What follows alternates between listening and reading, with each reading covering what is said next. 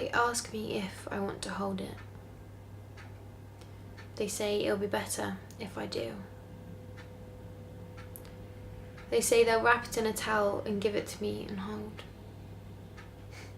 I feel like saying I'd rather have the chips unwrapped.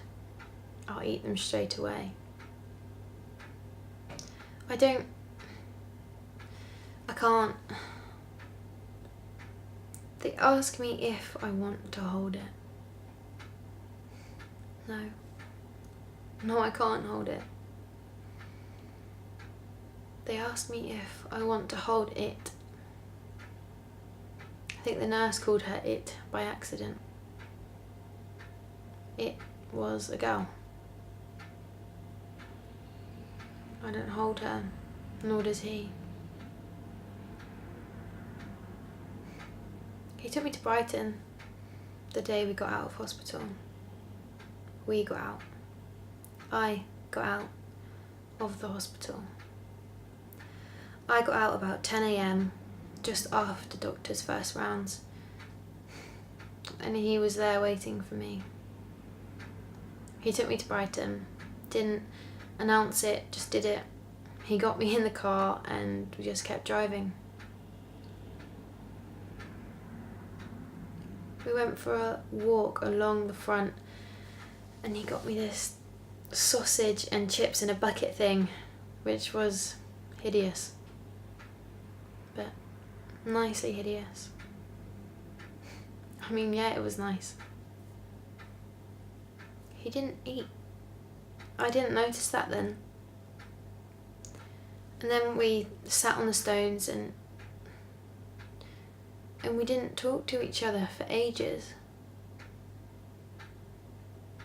And then he turned his head, he turned to look at me and he asked me if I wanted to play on the 2p machines on the pier. I said no.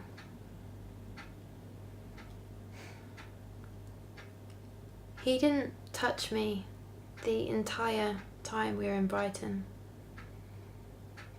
Actually, the entire day.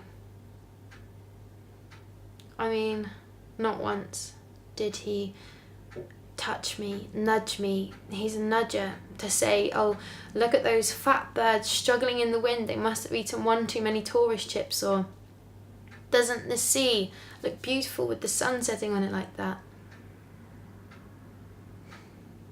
He didn't touch me to hold my hand. He even avoided touching me when changing gears in the car.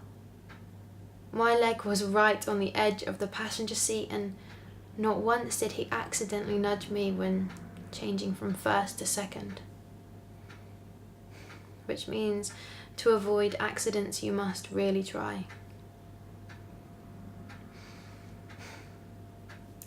He didn't say he was doing it, but that night post our Brighton Stony Beach adventures, he didn't drive me home. He drove me to a hotel near the house. He drove me almost home and then we swerved and ended up at a hotel. We'd had dinner there once on Valentine's Day.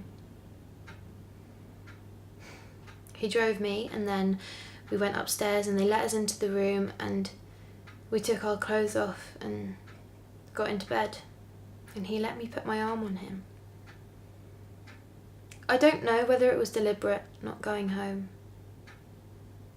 That house, that bed. I had lots of thoughts when maybe he was doing it to protect me from it. Maybe he just couldn't cope with me being inside our room. Not yet. So he thought he'd get used to me in another room. I don't know. But it probably mostly was, I found out, well, it probably mostly was as I found out, well, you see, he hadn't changed the sheets. He'd slept around the blood, not on it, around it.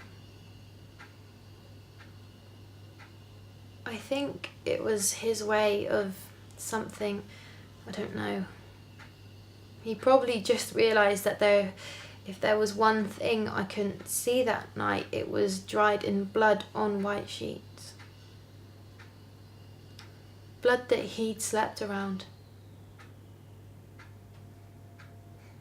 Anyway, we burnt them in the end, like they were the sheets of a plague victim or lice victim or some thing